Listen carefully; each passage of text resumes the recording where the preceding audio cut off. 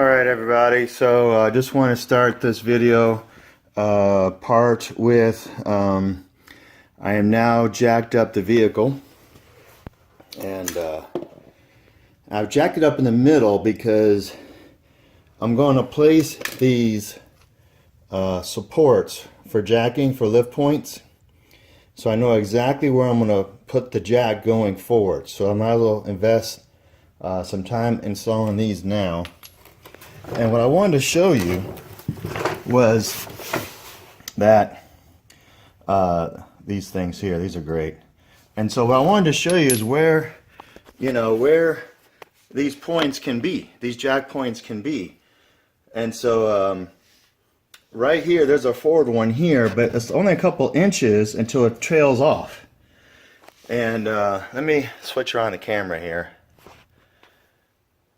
So as you can see, there is a forward point where you can place the jack stand in this part right here. But right here it kind of trails off. So it's, it's a few inches from the end before it trails off.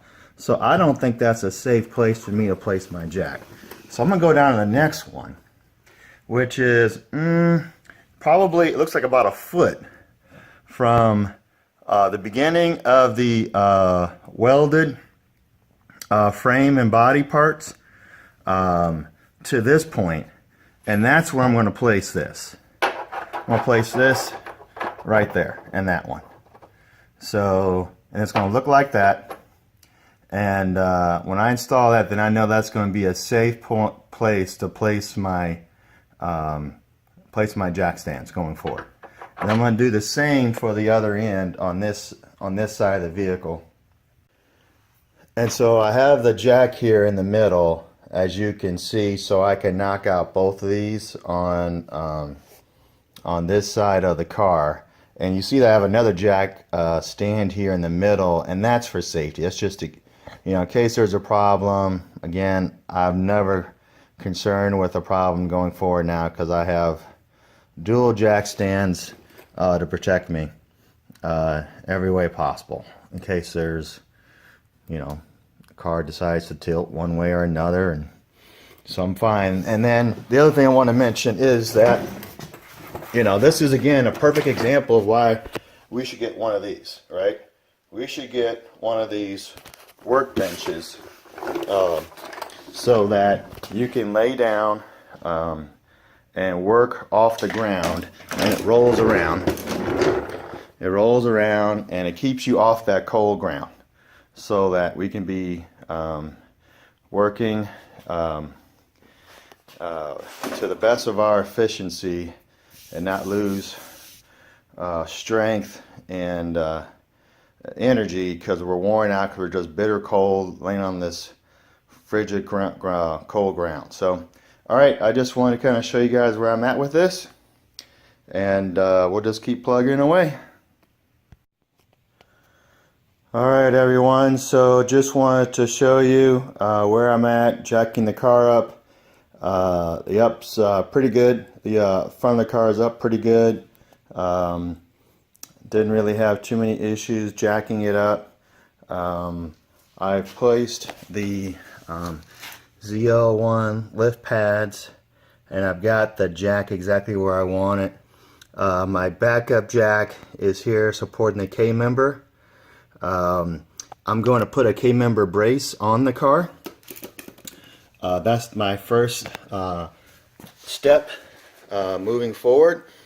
It's an additional brace, but where the holes go is I'll show you, but it's like well before this point where this jack is, and you see where the other jacks are on the other side. Exact same locations as they are on this side. All four of them you can see in that picture there. So this is part of the process. Obviously, if you have little kids, you need to make sure that this location where the car is cannot be accessed by them, as this car is jacked up. So I want you guys to be safe out there, and yeah, we'll just keep moving forward here. So All right, happy wrenching.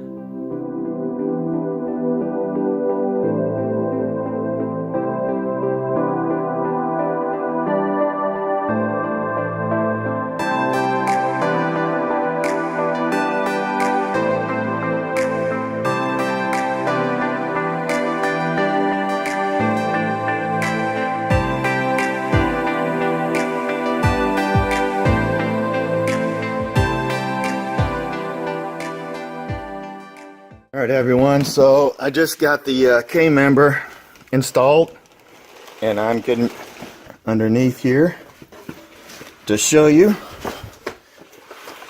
the work that's been done.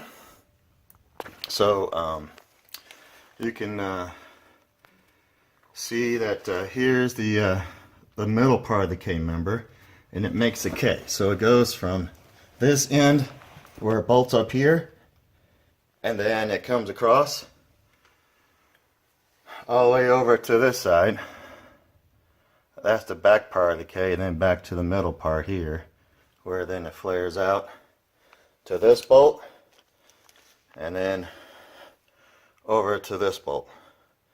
So that's a member brace that it actually helps out the K-member. I think it's called G-track support. So that's my first suspension modification to this car. So again, you want to look at the racing rules if it allows you to add such braces actually within the Touring 1 class. Under Mustang, it actually has a specification where it allows for this modification to be added. So there you go. So I'm done with this part. Now my next part will be to install the front sway bar. And then I do the front sway bar, and then I start working on the actual shocks and springs. Yes, I have a toe link that I'm adding to the front too. Front control arm toe link. Yes. So I'm adding that as well. So but the sway bar goes on first, and then the toe link will go on next, and then we'll do the shocks. So we're moving along here. Check in later. All right, everyone. So now we are going to start the process of replacing the sway bar. So the sway bar is right here. So we're going to take out the, if you can you see that?